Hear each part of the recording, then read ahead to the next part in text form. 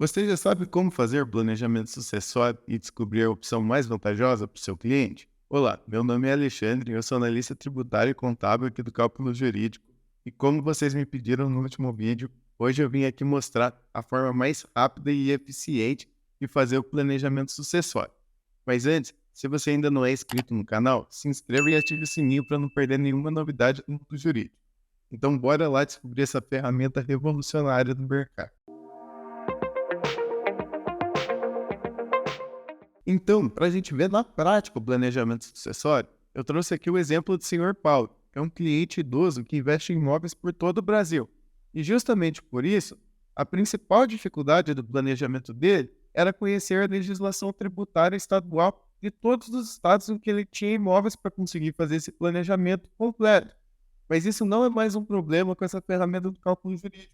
E mesmo sem conhecer a lei estadual, a gente consegue fazer um planejamento tributário completo, considerando as alíquotas específicas de cada estado. Então vamos ver como é que faz isso? Então aqui no site do CJ, na aba de cálculos, a gente clica para começar um novo cálculo, seleciona a aba dos cálculos cíveis e aqui embaixo a gente já encontra o cálculo de planejamento sucessório. Então é só clicar em começar e selecionar nosso cliente ou criar um novo cliente para o cálculo. Então aqui eu seleciono meu cliente e aqui a gente já abre a aba de configurações iniciais do cálculo. Então, por primeiro, a gente vai precisar dar um nome para esse cálculo. Depois disso, a gente vai precisar selecionar as modalidades de sucessão. Nesse caso, eu vou deixar todas as opções marcadas. Mas, por exemplo, se o seu cliente ainda tiver um herdeiro incapaz ou algo assim que impeça o inventário extrajudicial, a gente pode clicar aqui e tirar, e assim o cálculo ele não vai considerar essa modalidade de sucessão. A gente também vai precisar selecionar o estado de domicílio do cliente. Aqui nesse caso ele é do Paraná, então eu coloco aqui Paraná. E também o domicílio tributário para considerar a tributação da holding. Aqui eu vou colocar a opção mais vantajosa, que o sistema ele já vai comparar a tributação entre os estados e definir em qual estado que é mais vantajoso abrir a holding. E aqui a gente precisa clicar se houver meação. Nesse caso ele já é viúvo, então não vai haver meação quando ele falecer, então eu deixo desmarcado. E por fim, a gente tem a opção de colocar os honorários a serem cobrados, que pode ser um percentual sobre o patrimônio do cliente ou um valor fixo.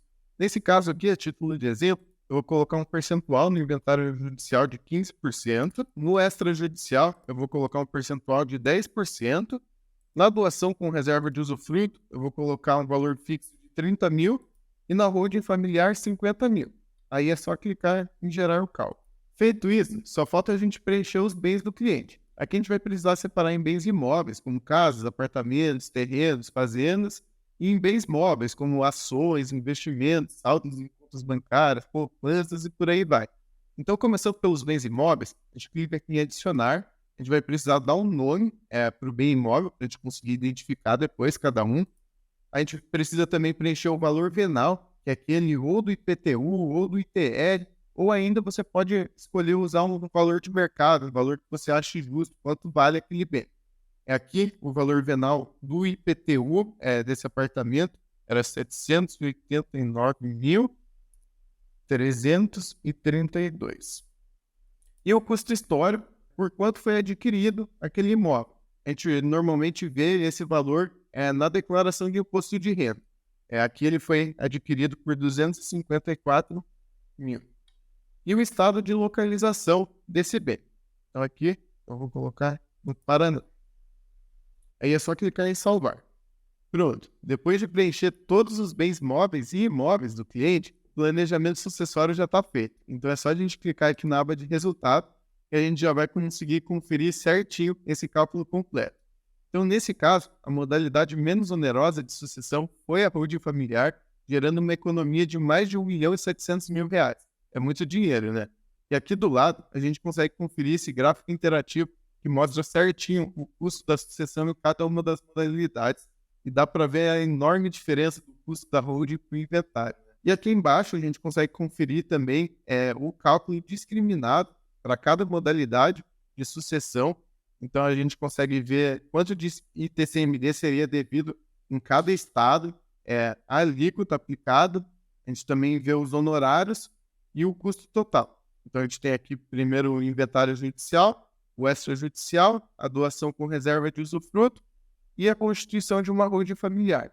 Nesse caso, como lá no começo, ele escolheu a opção mais vantajosa do estado de domicílio tributário da holding, então o sistema ele já comparou os estados e definiu que, nesse caso, a opção que seria menos onerosa, né, seria o estado do Alagoas, uma alíquota de 2% do ITCMD no momento. Então, isso também ajuda a gerar essa enorme economia de uma modalidade de sucessão para outra. E, por fim, a gente ainda tem a funcionalidade de exportar o relatório, que vai baixar um PDF automaticamente, completo, com todos os detalhes do cálculo, para você mandar para o seu cliente e ele conseguir conferir em detalhes esse planejamento sucessório. Então, eu vou ficando por aqui. Não se esqueça de deixar o like nesse vídeo e, se surgir qualquer dúvida, deixa aqui nos comentários que eu respondo. Até a próxima!